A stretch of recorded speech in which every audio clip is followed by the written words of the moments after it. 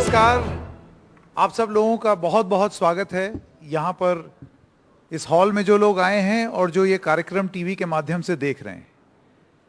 कई दशकों का विश्वास, एनडीटीवी का विश्वास जो आप लोगों के दिल में रहा है, वो अब हिंदुस्तान के दिल में भी आ गया है। मध्य प्रदेश और छत्तीसगढ़ का अपना चैनल एनडीटीवी मध्य प्रदेश और छत्तीसगढ़ अब टीवी चैनल्स पर और तमाम ऑनलाइन प्लेटफॉर्म्स पर उपलब्ध है। इस वक्त हमारे साथ मंच पर हैं छत्तीसगढ़ के मुख्यमंत्री भूपेश बघेल जी। आपका बहुत बहुत स्वागत भूपेश। सबसे पहले तो क्योंकि आपने ये नारा लगाया सबले बढ़िया छत्तीसगढ़िया, तो सबले बढ़िया एक और चीज होने जा रही है, वो है एनडीटीवी का सबले बढ़िया चैनल, जो कि उसका एक छोटा सा अंश मैं आपको दिखाना चाहता हूं जो आज लॉन्च हो रहा है। जरा एक बार चला। ये है एनडीटीवी और आप देख रहे हैं एनडीटीवी मध्य प्रदेश छत्तीसगढ़।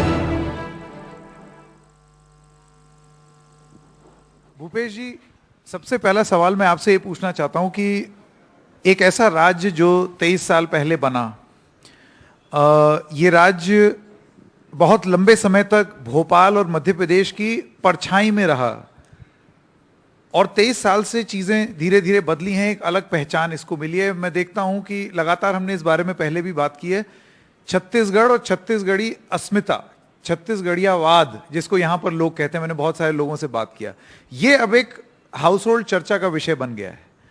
तो उस लिहाज से आपको कितना अहम और जरूरी लगता है कि उसी पहचान को आगे बढ़ाते वक्त खबर में भी वो पहचान आगे रहे? छत्तीसगढ़ बनने का मुख्य उद्देश्य सांस्कृतिक ही रहा है और लगातार यहाँ के चाहे वो राजनेता हों, चाहे वो साहित्यकार हों, चाहे संस्कृति कर्मी हों, वो सब इस बात को छत्तीसगढ़ अस्मिता की बात करते थे। छत्तीसगढ़ राज्य बना भी तो 3 साल तो बनने में निकल गया और उसके बाद दूसरा जो 15 साल का लंबा अवसर भारतीय जनता पार्टी को मिला, लेकिन लोग महसूस ही नहीं कर रहे थे कि हम लोगों का अपना अलग राज्य बना है। और उसी बात को ध्यान में रख के आर्थिक क्षेत्र में, सामाजिक क्षेत्र में, सांस्कृतिक क्षेत्र में, शिक्षा के क्षेत्र में जो हम लोगों ने काम किया, तो आज हर वर्ग महसूस करता है कि ये हमारा अपना राज्य है। तो इसलिए छत्तीसगढ़ के अस्मिता को लेकर, भाषा को लेकर, उस सभी क्षेत्रों में हम लोगों ने काम किया। यहाँ जो धरोहर है हमारे, उसको भी सहेजने संवारने का काम किया। तब लोग ये पहले भी नारा लगाते थे कि छत्तीसगढ़िया सबसे बढ़िया, और अब सबके दिलो दिमाग में है। यहाँ कोई इस नारे से किसी को ठेस नहीं पहुँचती, सब बहुत खोल के दिल से इस नारा को लगाते हैं, क्योंकि सब लोग मिलके छत्तीसगढ़ को बनाए हैं और सबका योगदान है और छत्तीसगढ़ निरंतर प्रगति के रास्ते पे चल रहा है। मैंने भूपेश जी एक चीज और नोटिस की यहाँ पर, कल बहुत सारे लोगों से बात की, कुछ प्रबुद्ध वर्ग के लोग, कुछ जो मरीन ड्राइव है ना रायपुर की, तेलीबांधा जी, वहां पर भी बहुत सारे लोग थे। वो कैमरा देख करके तो थोड़ा सा शर्माते भी हैं, लेकिन फिर हौसला जमाया उन्होंने और आ गए। और एक जो बहुत रोचक चीज जो छत्तीसगढ़ के बारे में पता चली वो ये है कि यहाँ के लोग, अगर आप फर्ज कीजिए कि वो आपकी नीतियों से सहमत नहीं है, तो जिन नीतियों से सहमत नहीं है उसके बारे में बात करेंगे, लेकिन जिससे सहमत हैं वो भी बोल देंगे। मतलब ऐसे कट्टरता नहीं है कि अगर मैं आपका विरोधी हूं तो मैं धुर विरोधी हूं, फिर मुझे आप में कुछ अच्छाई नहीं दिख रही, और अगर दूसरे का समर्थक हूं तो मुझे उनमें कुछ ऐब ही नहीं दिख रहे हैं। ऐसा नहीं था। तो आपको लगता है ये जो मध्यम मार्ग है, दिमाग खुला रखना, कि आपकी अच्छाइयां भी दिख रही हैं, आपकी बुराइयां भी दिख रही हैं, दूसरे की अच्छाइयां भी दिख रही हैं, दूसरे की, यही छत्तीसगढ़ की पहचान है। कबीर का बड़ा प्रभाव हमारे छत्तीसगढ़ में रहा है और उसके बाद गुरु घासीदास जी का, विवेकानंद जी का भी प्रभाव हमको छत्तीसगढ़ में दिखाई देता है। तो इन संत महात्माओं और के प्रभाव हमारे छत्तीसगढ़ के जीवन शैली में हर जगह आपको कहीं न कहीं दिखेगा। इसमें आप देखेंगे कट्टरता कहीं नहीं है, इसलिए खुले मन से दूसरे के विचारों को भी सुनने की क्षमता हमारे छत्तीसगढ़ में है। छत्तीसगढ़ के नेताओं में है ये? बिल्कुल है। जनता में तो है, नेताओं में है या नहीं? बिल्कुल है। जिस प्रकार से, जैसे मसलन आपकी बात कर लें जी, आपको अपने जो प्रतिद्वंदी हैं उनकी बुराइयां तो दिखती ही होंगी, लेकिन क्या उनमें से कोई एक ऐसी चीज दिखती है जो कि आपको लगे कि ये ठीक कर रहे थे, इसको जरा आगे ले जाया जाए? बहुत सारे, देखिए आप आंध्र प्रदेश और तेलंगाना के बंटवारा हुआ, मुख्यमंत्री बदला, तो ये रावत या क्या बना रहे थे, वो जो राजधानी बंद करा दिया। हमने नया राजधानी बंद नहीं कराया था, वो चल रहा है। यहाँ वो एक शहर के बीचों बीच एक स्काई वॉक, हम आज तक के नहीं तोड़े हैं, लोगों से पूछ रहे हैं इसको बनाए क्या, इसका उपयोग क्यों कर, जितने दूर में वो गंतव्य में पहुंचना है उतनी देर में चढ़ने में लगेगा उसको। तो आखिर इसका उपयोगिता क्या है? और 5 साल बीत रहा है, हम लोगों ने तोड़ा ओड़ा नहीं है। सलाह सुझाव ले रहे हैं, लेकिन ऐसा सुझाव नहीं मिल रहा है जो सच में उसे इम्प्लीमेंट करें और उसका लाभ मिले। तो हमारी कोशिश ये है कि जो चीज़ें बनी हैं उसे बिगाड़ें मत। तो कोशिश यही है कि पुरानी चीज़ों को हम ख़त्म न करें। जैसे उन्होंने यूपीए सरकार ने भोजन का अधिकार दिया, 5 किलो चावल दिया, पिछले सरकार ने 7 किलो कर दिया। मैं बोले गलत है। राशन कार्ड बीपीएल को मिलता था, एपीएल को मिलता नहीं था। मैं बोले ये भी गलत, उसमें सुधार किया जाए। तो हमने सबको राशन कार्ड दिया और सबको 35 किलो दिया। तो ऐसा नहीं है कि पिछले सरकार ने कुछ काम किया उसको बंद कर दो, ये हमारा नहीं रहा। पिछली सरकार 7 प्रकार के लघु उपज खरीदते थे, हम 65 प्रकार के खरीद रहे हैं। क्या यही वजह है भूपेश जी की नीति आयोग की रिपोर्ट ये बताती है कि लगभग 40 लाख लोग छत्तीसगढ़ में गरीबी रेखा से बाहर आ गए? बिल्कुल सही बात है। बहुआयामी जो सर्वे हुआ उसमें अलग अलग सूचकांक थे और वो जो पैरामीटर बनाए थे, और उस पैरामीटर में जब यहाँ सर्वे हुआ तो 40 लाख लोग ऊपर आए।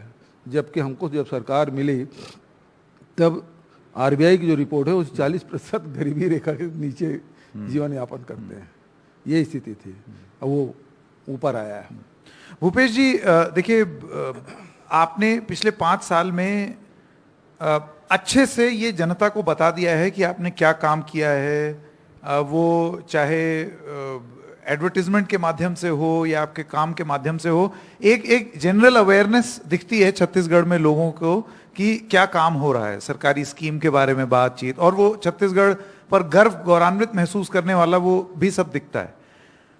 चुनावी मौसम है, 4-1 महीने में अभी चुनाव होंगे। नहीं, थोड़ा जल्दी लंबा बता दिया। लंबा बता दिए, 3 ही महीने बचा। 3 महीने बचा है जी। मैं आपसे ये जानना चाहता हूं कि इन 3 महीने में जब चुनाव होगा तो आपके पास आगे के 5 साल का क्या विजन है और क्या ब्लूप्रिंट है जो आप जनता के सामने प्रस्तुत हुए? जो आपने कर दिया वो तो हम चर्चा कर ही चुके हैं, आगे क्या? देखिए, इसके लिए तो पार्टी की घोषणा पत्र समिति बनी है और निरंतर वो बैठक भी कर रही है, लोगों से सलाह भी ले रहे हैं। लेकिन जो बहुत सारी योजनाएं हैं जो निरंतरता में हैं, उसे हम लोगों को जारी रखना पड़ेगा।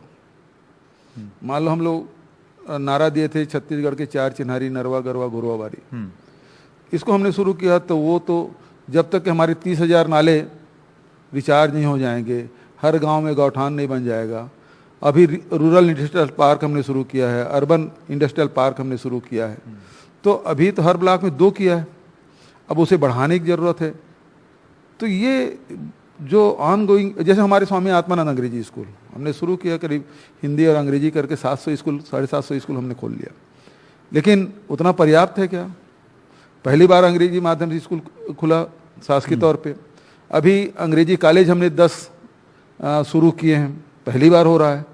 लेकिन जो बच्चे पढ़ के निकलेंगे 12वीं के बाद, तो सबका मेडिकल कॉलेज में नहीं हो जाए, इंजीनियरिंग कॉलेज में नहीं होगा, कॉमर्स भी है, आर्ट भी है, तो वो बच्चे कहाँ जाएंगे जो अंग्रेजी माध्यम से पढ़ के आए हैं? तो कॉलेज की संख्या हमको बढ़ानी पड़ेगी। तो बहुत सारे स्कीम हैं जो निरंतरता हमको लेना पड़ेगा। और यही आपका अगले 5 साल का ब्लूप्रिंट है?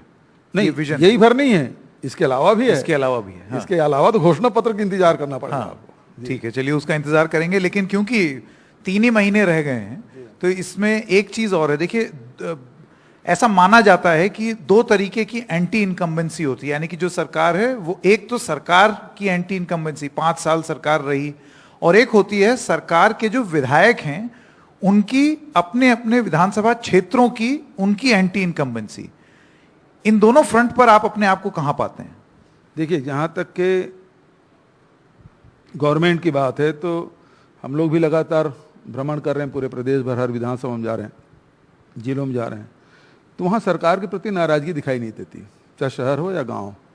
नाराजगी दिखाई देती है वो एमएलए के खिलाफ, कहीं कहीं दिखाई पड़ती है।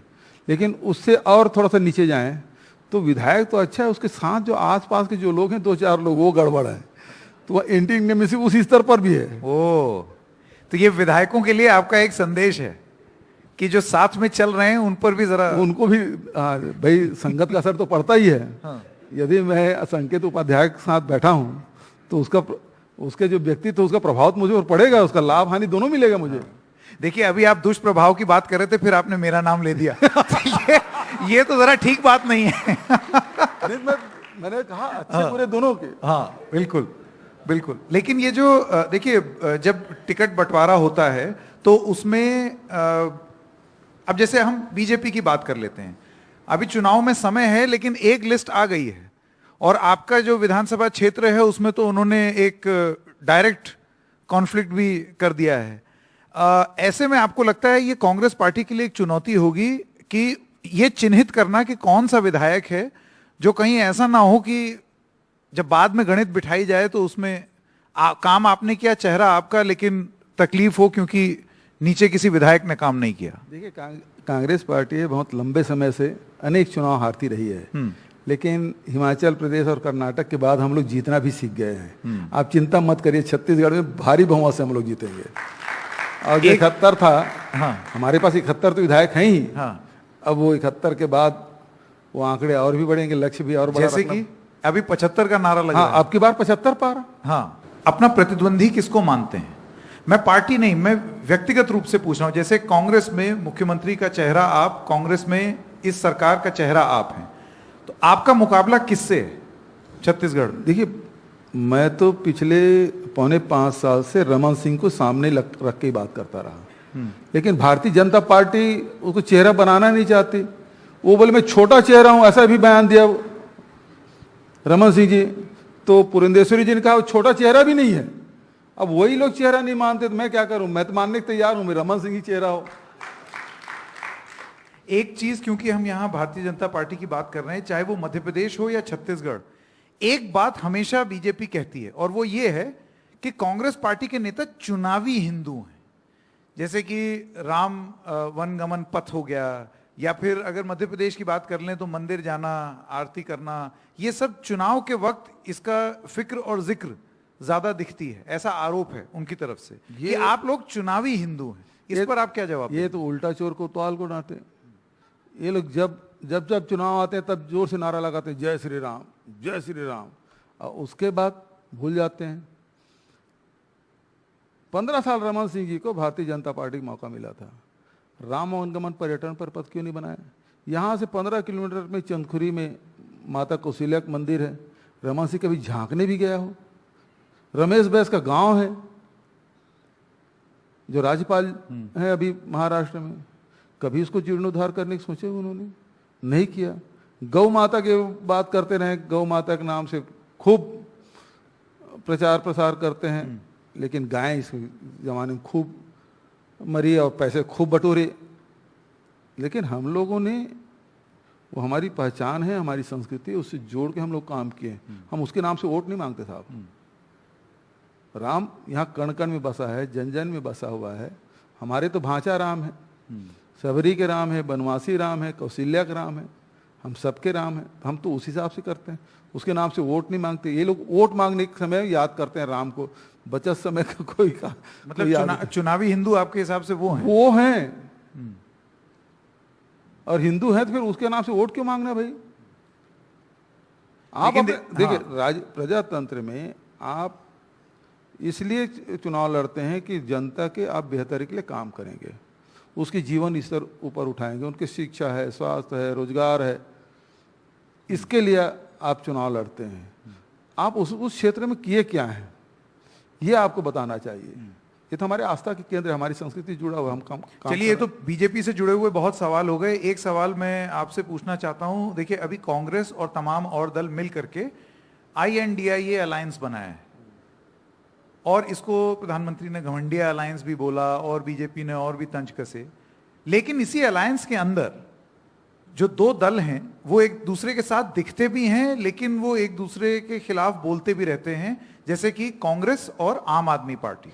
आप ही के राज्य में छत्तीसगढ़ में INDIA अलायंस जरूर है, लेकिन अरविंद केजरीवाल यहां आकर के प्रचार भी कर रहे हैं, प्रसार भी कर रहे हैं और संभवतः यहां पर चुनाव भी लड़ेंगे।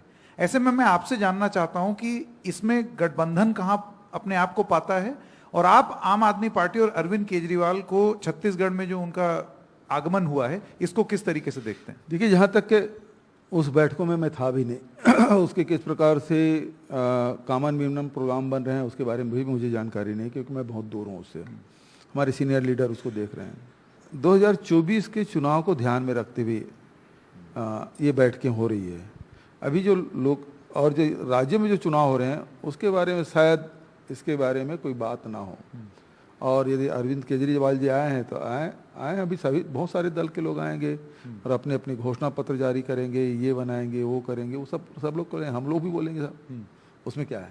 एक बात वो अक्सर कहते हैं कि मैं जो दिल्ली में स्कीम लागू करता हूं वो सब राज्य में भी वही स्कीम, जैसे कि स्कूल योजना, बिजली योजना, ये सारी चीजें कांग्रेस पार्टी या और दल जो हैं वो मेरी स्कीमें लागू कर रहे हैं। ऐसे उनके कई चुनाव में प्रचार के वक्त भाषण है।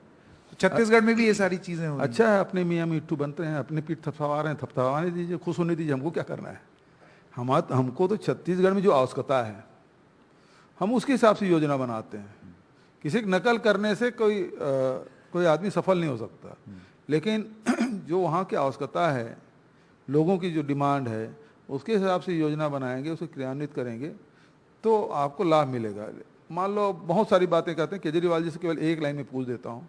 आपने कहा कि बढ़िया मोहल्ला क्लिनिक बनाया है, मोहल्ला क्लिनिक बनाए हैं तो कितने जब ये आया, कोरोना आया, कितने लोगों की जान बचाने में सफल हुए। और मैं बता रहा हूँ, मेरे हाट बाजार क्लिनिक योजना है, मेरे मेडिकल मोबाइल यूनिट जो शहरों हम घुमाए किए हैं, उसमें कितने लोगों को लाभ मिला है मैं बता सकता हूँ। ऑक्सीजन तक तो उपलब्ध नहीं करा पाए, कोर्ट कचहरी चक्कर लगाने लगे, और हमने ऑक्सीजन यहाँ न केवल यहाँ के लिए बल्कि देश के और दूसरे राज्यों को, आधा दर्जन राज्यों को हमने ऑक्सीजन दिया था। यहाँ दवाई की कमी नहीं हुई। दिल्ली वाले हमसे रेमडेसिविर मांगते थे और हम लोग उपलब्ध कराते थे। वापस आना चाहता हूं बीजेपी की लिस्ट पर। 21 लोगों की लिस्ट उन्होंने जारी कर दी है, इसको आप किस तरीके से देखते हैं? आपको लगता है एक साइकोलॉजिकल एडवांटेज अपने आप को देने का प्रयास है कि देखो हम तो इतने तैयार हैं कि हमने 3 महीने पहले से ही लिस्ट बनानी शुरू कर दी? हाँ, उसका विरोध भी शुरू हो गया है। और दूसरी बात यह है कि इतने 3 महीने पहले आपने डिक्लेयर भी कर दिया, तो उसमें आपको पहली बात तो यह है कि जो सूची जारी हुई उसमें इतना प्रिंटिंग मिस्टेक है, लुंडरा है, वो लुंद्र कर दिया साहब, है ना। अब उसी प्रकार से अब एक हमारे पार्टी से गया, ठाकुर है, क्या नाम उसका, देवलाल ठाकुर, हमारी पार्टी, हमारे यहाँ जिला पंचायत सदस्य भी थे। अब देवलाल हलवा ठाकुर, उसको बना दिया, मिंज है उसको भिंज कर दिया। तो बहुत सारे ऐसे, मतलब इतने हड़बड़ी क्या थी भाई।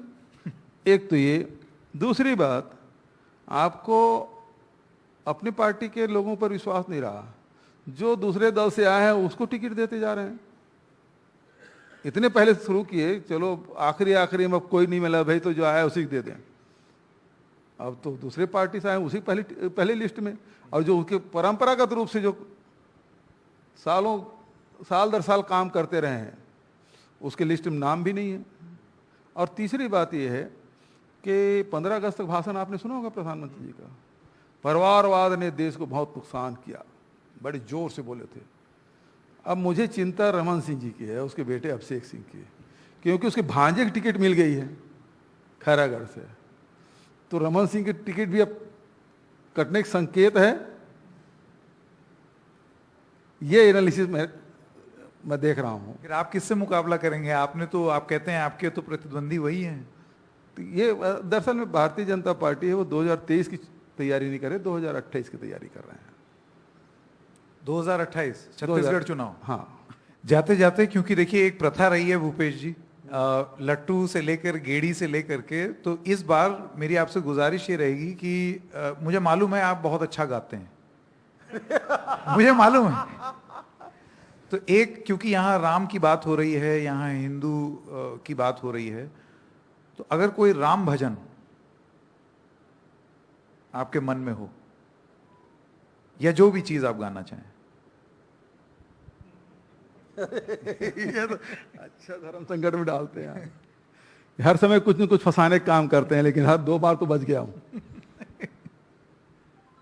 श्री रामचंद्र कृपाल भज मन हरन भय दारुणम नव कंज लोचन कंज पद कर कंज पद कंजारुणम श्री राम श्री राम। छत्तीसगढ़ के मुख्यमंत्री भूपेश बघेल जी, आपका बहुत बहुत धन्यवाद हमसे बात करने के लिए।